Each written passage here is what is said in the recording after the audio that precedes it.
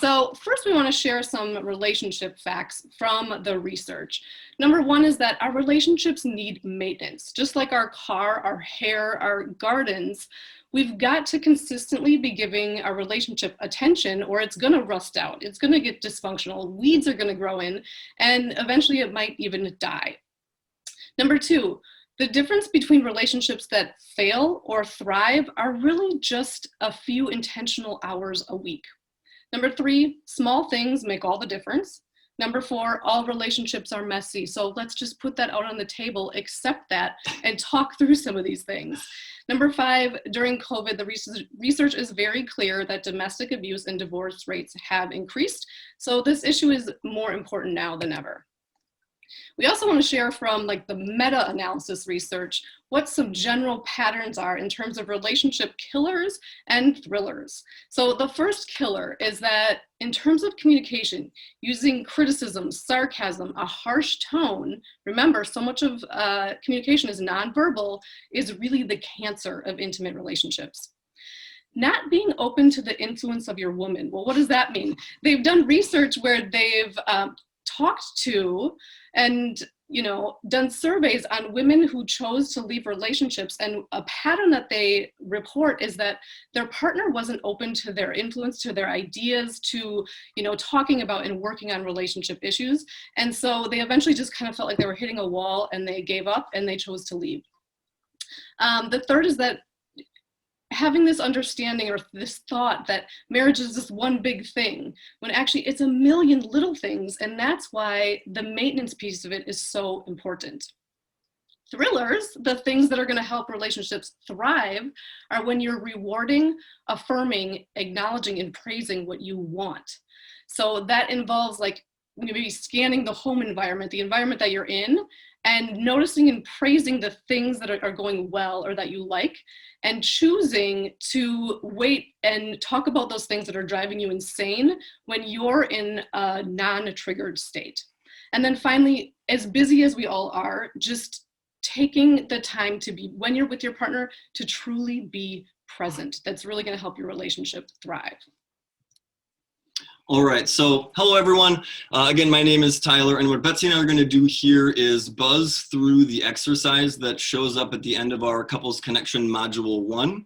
And so it starts with a series of questions, and typically what you would do is, as individuals, you would have your exercise sheet and you would answer these questions and then come back together and share your answers. But for the sake of time, Betsy and I are going to zip through these and just share the one-sided answers. And so the first question is, what does having a great relationship mean and look like for you?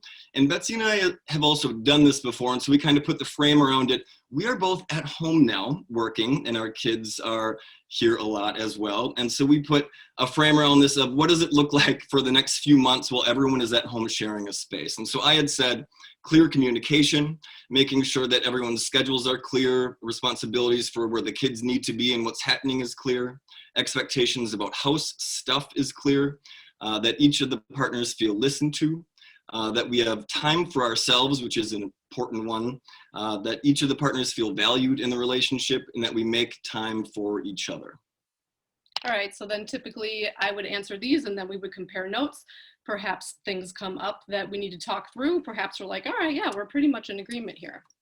So then the next question that we would talk through is, so why? Why does this matter? Why does it matter to co-create a great relationship?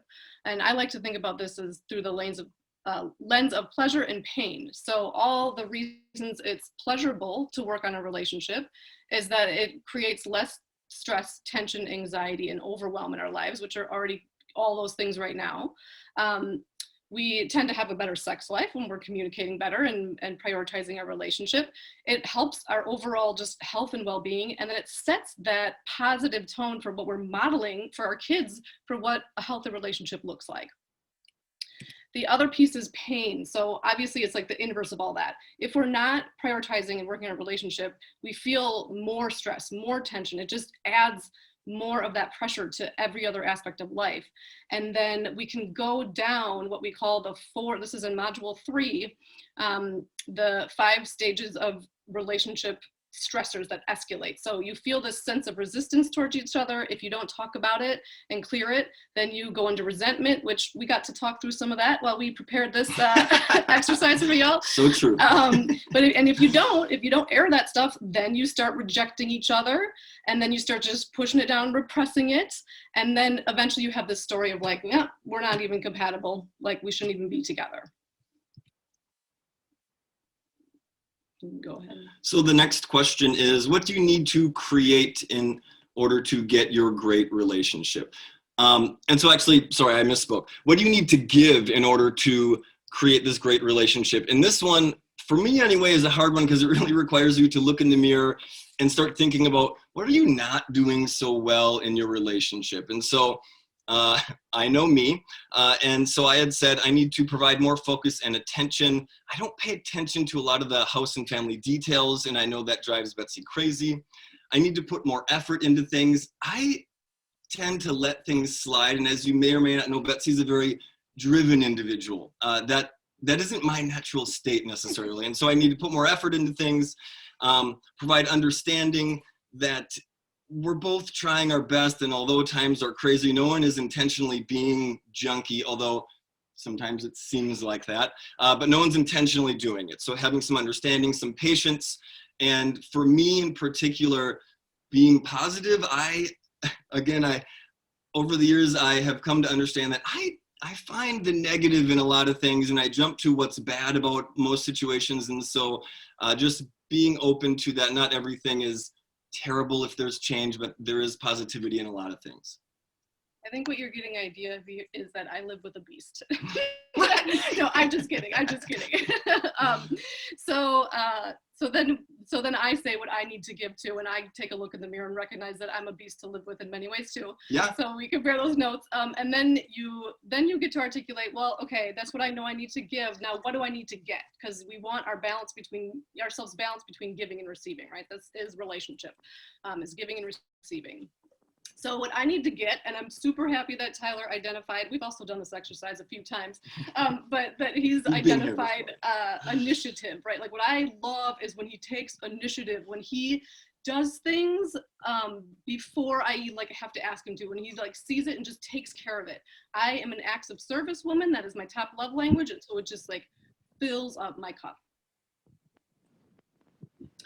So then up until this point, if you're going through this activity, again, you're sort of providing your answers individually and then coming back together to discuss them.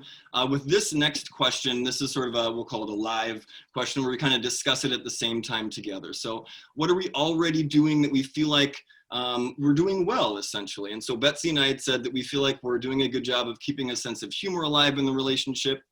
That we're doing a pretty good job communicating our schedules to each other thus far, sharing responsibilities around the house, honoring that we do, in fact, each need alone time, as hard as that is to come by these days. We both felt like our sex life is where we wanted it to be at this point, and that we have an awareness, at least, of what the other one needs and wants. We're not always following through with that awareness, and we can do better maybe with the action step of following through with it, but we know what the other one needs. Betsy, you have about a minute left. Thank you. All right, so the last couple steps are then recognizing like, what are you doing well? Okay, well, what are 6 things that we can focus on to take us from where we are now to where we want to be? And as you keep doing these exercises, it keeps layering, and you recognize like, oh, like we're doing well on this now, and now we just move it forward in this way. So we wrote down more consistently carving out couples time, more clear communication and initiation of the household tasks from Tyler. Betsy then acknowledging and reinforcing and complimenting when he is doing those tasks. Division of the house labor pie. We're all gonna, get our fill. More back scratching for Tyler because that's his top love language. More opportunities for discussion and joint decision making. So very quickly before we run out of time, then you each commit to some action steps to make this all a reality, probably one of the most important steps. And so I had said the things that I will in fact do are initiate household chores unprompted, and I will prioritize more time to connect one-on-one with Betsy, as well as pay attention to the household details and schedule. So we would love for you all to spread the word that relationship is really a verb. It's going to take constant action, constantly being in motion. And really the point of couples connection is to remove the weeds that are the killers and plant the flowers that are the thrillers in your relationship. And folks to refer us to, great referral partners are wedding planners, florists, family law attorneys, pastors, marriage counselors, therapists, business coaches, and life coaches. Thank you so much for your time. Thanks, everyone.